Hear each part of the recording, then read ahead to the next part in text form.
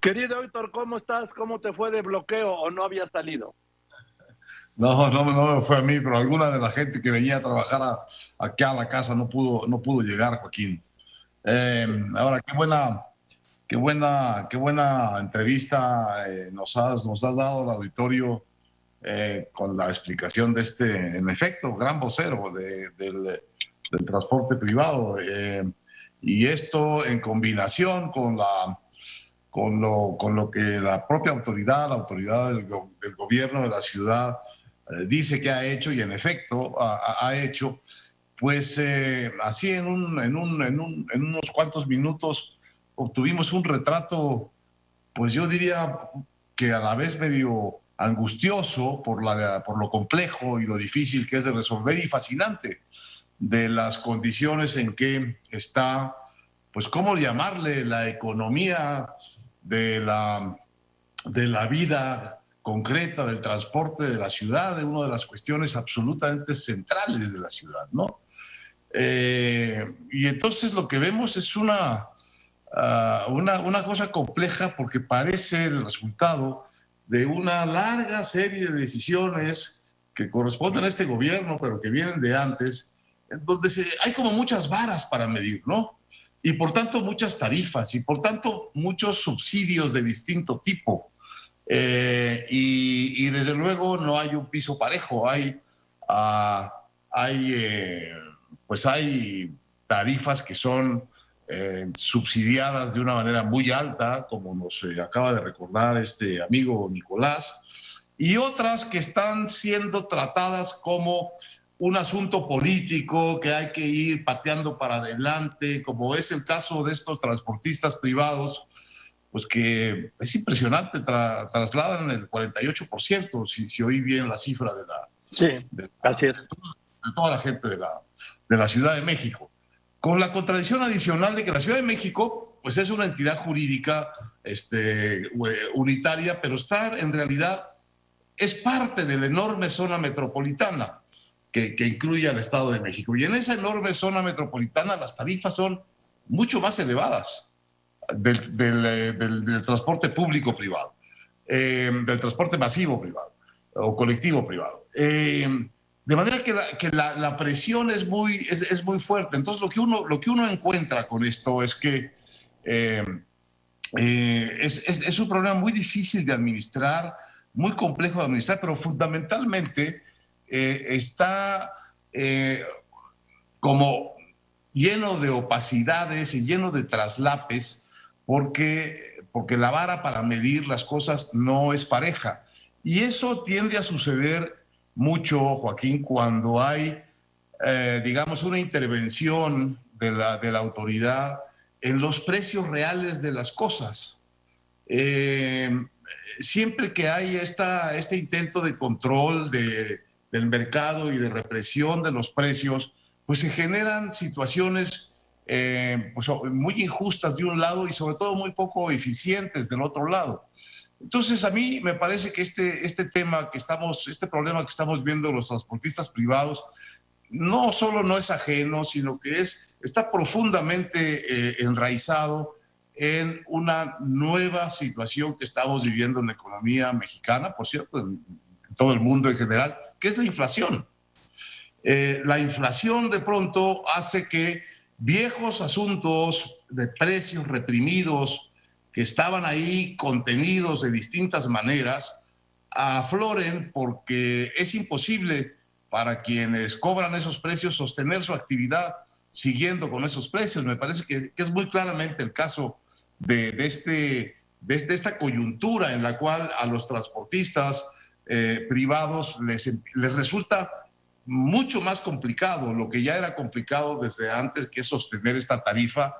Si bien es cierto que el gobierno de la ciudad en efecto le ha hecho transferencias de recursos, pues son transferencias de recursos que o no alcanzan o no son sistemáticas o no se han cumplido del todo. De manera que es un problema real en el que las partes están pues planteando cosas muy serias de lado y lado, porque la autoridad de la ciudad tiene toda la razón en proteger lo más posible el bolsillo de los usuarios del transporte de la ciudad.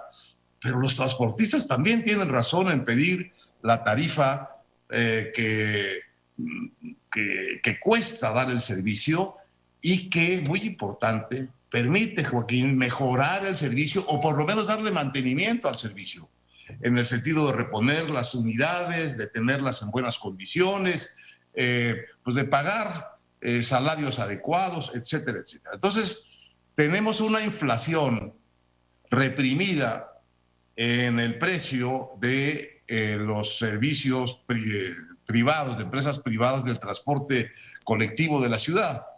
Y eso sí crea una distorsión muy seria que pone a la autoridad en una disyuntiva muy compleja, porque si deja que la inflación que está reprimida ahí, que el precio real se ajuste solo, pues va a tener una rebelión ciudadana, porque van a subir esos precios, pues probablemente no los 5 o los 3 pesos que están pidiendo los privados, sino se va a ir a lo que son los precios en el Estado de México, Joaquín, porque es es el mismo espacio, es muy artificial este tema de las diferencias de tarifa entre un espacio urbano contiguo con el otro.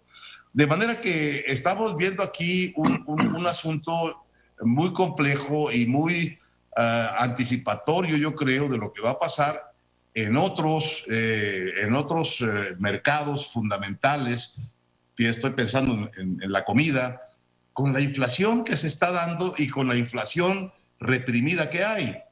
Lo estamos viendo en el mercado de las gasolinas, ¿no, Joaquín? El precio real de la gasolina pues es mucho más alto que el precio que el gobierno está tratando de sostenerlo. Entonces, ¿qué es lo que tiene que hacer el gobierno con esa inflación real? Pues la tiene que ocultar mediante un subsidio. Ahora ese subsidio ya está empezando a representar un problema grave para las finanzas públicas, porque estás hablando, pues no sé en cuánto va ahorita, pero estás hablando... 25 mil millones de pesos a la semana.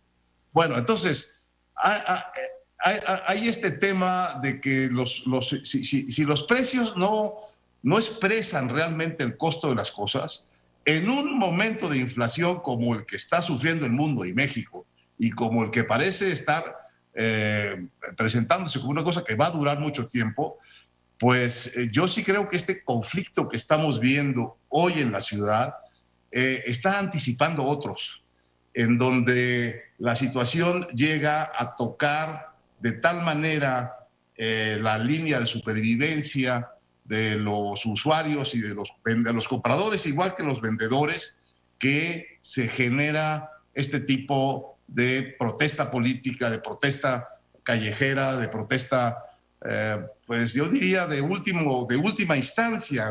Dice muy bien el vocero que pues ellos tampoco quieren echarse a la calle a interrumpir su propio negocio y a fastidiar a los ciudadanos.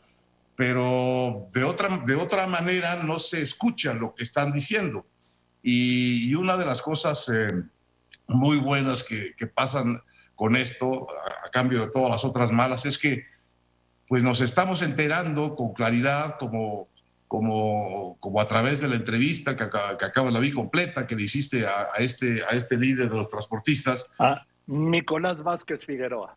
Bueno, muy claro, muy puntual, muy sereno en sus planteamientos, aceptando también el esfuerzo que ha hecho la ciudad y mostrando por eso la dificultad enorme del problema. Entonces, nosotros tenemos que tener comprensión,